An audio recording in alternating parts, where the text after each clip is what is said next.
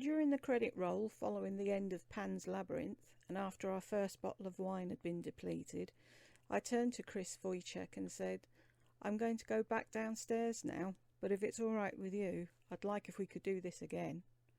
Leaning in toward me, Chris gave me a quick peck on my left cheek, one of the cheeks that was to become my always ready to be kissed by her cheeks, and then whispered a single word: "Yes." When she walked me and my guitar to the door, during our goodbyes in the hall outside, I was rewarded with a brief hug and another kiss on the other cheek. She then whispered the word "soon" into my ear before I returned to my own apartment. I was so wound up and energised by this unplanned magic we'd just shared, I couldn't sleep at first. So I lay in my bed for a long while and thought about my new friends. When I finally did nod off, the three of them followed me into my dreams, much the same way I had followed them up the stairs. The next day, being a Sunday, I spent it doing something that was highly unusual for me. I gave my home a thorough spring cleaning. By the late afternoon, I wanted to escape the residual odours from the cleaning products I'd used inside, so I decided to run some outside errands. Of the half-dozen or so stops I made along my way, one was at a local gourmet shop for some cheese and fancy crackers. The other was at the liquor store for a bottle of wine. Both purchases were made just in case I had unexpected visitors in the near future, which I hoped there would be. As of late, planning for such occasions had become as rare as house cleaning. While in the gourmet shop, I almost bought some candy in the event that there would be more impromptu jam sessions with Anya and Noika in my hallway. But I didn't, because I knew that some parents impose strict rules when it came to their children's diet, particularly foods containing sugar or other items on the health-conscious checklist of do's and don'ts. Not like when I was growing up, and the rule of thumb was we could eat pretty much anything that didn't kill us or require medical attention after consuming. Later in the afternoon, and upon my return, I spotted a handwritten note taped to the door. In 3 different sets of handwriting were the following messages: "Steve, please have supper with us tonight. XOXO Anya. Steve, bring up the guitar. XOXO Noika. Steve, please bring some wine. Supper at 6 upstairs. XOXO Chris." Below was a postscript from Noika with their phone number and a short note. "Mummy says a girl shouldn't share her number with a guy unless he asks for it, but Mummy said okay, I share it because you're our friend." Perhaps it could have been the remaining fumes from the cleaning products, but more likely it was a result of the 4 lines I'd just read that I may have felt a tear or two well up in my eyes. Since it was nearly 5:30, I only had time for a quick shower and a fast tune-up of my guitar before it was time for my second visit with the Wojciechs. Remembering the request for the wine, I grabbed the bottle I'd just bought.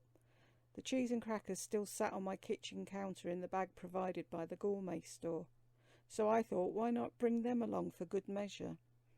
And no, it wasn't because I'd recalled Chris's failed attempt at baked lasagna from the prior night, for I'd resolved to not only eat in any food she tried to cook and had sat in front of me, but to do my best and enjoy whatever it was, even if it killed me or required medical attention after consumption.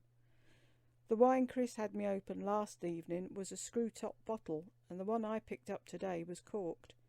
And because I had no idea if the Wojciechs would have a handy corkscrew lying about, I paused to ponder for a moment. So, just in case, I grabbed the one I owned, along with the wine, adding them inside the cheese and crackers bag.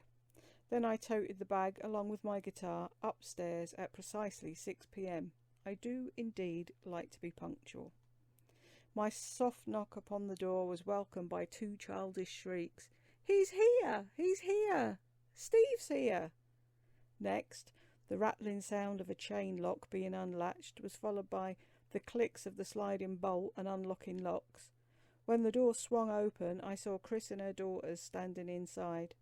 Noika and Anya each took one of my wrists, since my hands were full, and pulled me into their home. While not a note was coming from the stereo system I'd spotted on my first visit, this sound of the children's giggles was music enough for my thirsty ears. The first thing I noticed was Chris's beautiful red hair had been weaved into a single braid which lay over her right shoulder. Although she looked undeniably lovely the way she wore it loose when we first met yesterday, the styling this evening accented the delicate bone structure of her cheeks, nose and jawline, and tonight I could detect the faint application of makeup on her lips and around her eyes. She was nothing short of drop-dead gorgeous, and for the second time within the last 24 hours, again my heart skipped a beat or two.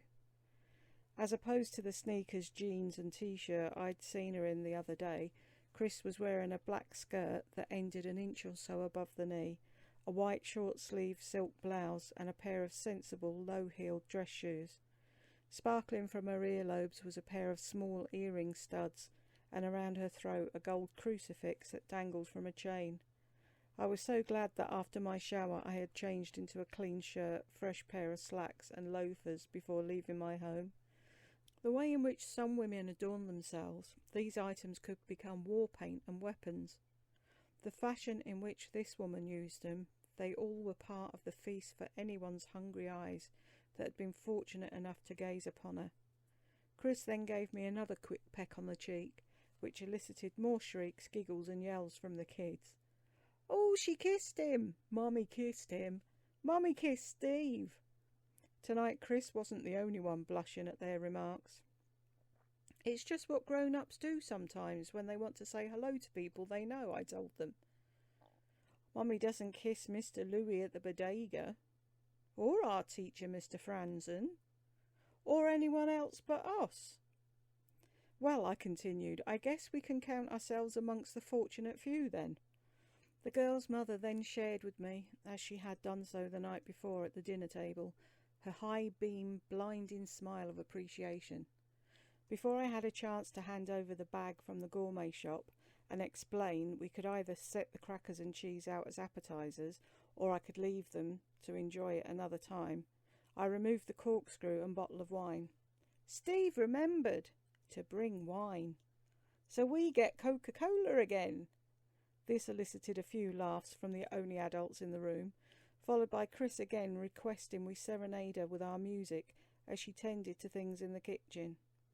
While she was in the other room, and before launching into the performance of our first song, the twins and I had another heart-to-heart conversation. "Mummy likes you."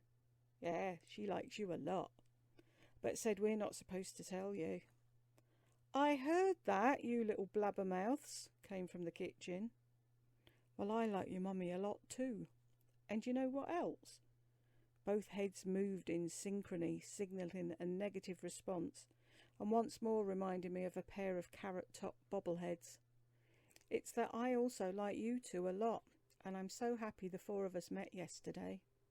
"Yay, he likes us. We like you. See, Mummy, we didn't spoil anything." From the kitchen came the burst of laughter which each time I'd hear could make me fall more deeply in love with this woman who would one day become my future wife. Taking this as our cue, we began to play the I Love You song from the Barney the Dinosaur TV series, but by unspoken mutual agreement we substituted like for the word love, and since it was not a word neither Chris nor I had yet spoken to one another, I certainly didn't want to overplay my hand and screw things up so early in the game. I believe that was one of the wiser choices of words I ever made.